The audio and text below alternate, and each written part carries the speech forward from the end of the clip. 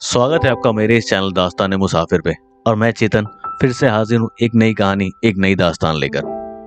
आज जो कहानी मैं आपको सुनाने जा रहा हूँ ये एक ऐसे इंसान की है जिसने अपने सपनों को जीना शुरू कर दिया था।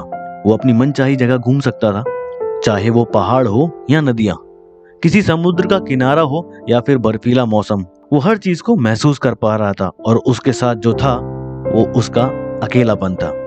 लेकिन वो हमेशा से ऐसा नहीं था। अपने कंफर्ट जोन में ज्यादा रहने के साथ वो आलसी भी हो गया था, एक आम सी जिंदगी ही जी रहा था। अचानक एक दिन ऑफिस से वापस आते वक्त उसके मन में ख्याल आया कि क्यों ना एक सोलो बाइक राइड पर जाया जाए, लेकिन कहाँ और कितने दिनों के लिए। और फिर उसने डिसाइड किया कि क्यों ना पहाड़ों में चला जाए।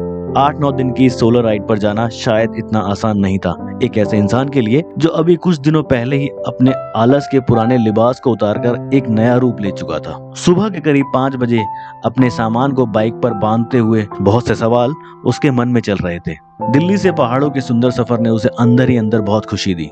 पहाड़ों में आने वाला हर एक मोड़ और हर एक नजारा उसके लिए एक पुनर्जन्म के बराबर था। सुबह से शाम तक बाइक चलाने से काफी थकान हो गई थी उसे। पहाड़ों के बीच एक छोटे से गांव में उसने रात बिताने का फैसला किया। एक होटल में अच्छा खासा डिनर करने के बाद थकान से चूर वो इंसान सो जाता है।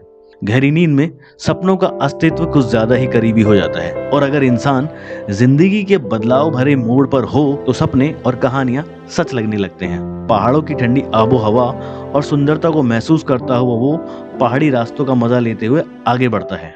जैसे जैसे पहाड़ों की सुंदरता बढ़ती है वैसे वैसे बाइक की स्पीड भी। और अचानक बाइक से कंट्रोल खो जाता है। करीब 50 फीट की गहरी खाई में गिरने के बाद आत्मा शरीर का साथ लगभग छोड़ देती है। अपनी पूरी ताकत को इकट्ठा करते हुए वो कहानीबाज अपनी आंखें खोलता है। हाँ, कहानीबाज, ये नाम उसे लोगों से ही मिला था। आंखें खोलते ही वो देखता है सलेटी रंग का गहरा आसमान और एकाध सितारे। उठने की हिम्मत शायद बची नहीं थी, या फिर शायद जान निकलने ही वाली थी। और उसने आंखें बंद करते हुए अपने भगवान से प्रार्थना की कि अगर मैंने सच्चे मन से कभी तेरी पूजा की है तो मेरी मदद कर। एक पहाड़ से भी बड़े आकार के श्री हनुमान जी प्रकट होते हैं और गायब हो जाते हैं। अगले ही पल कहानीबाज कुदरत के उस हसीन नजारों को देखता हुआ आगे बढ़ जाता है।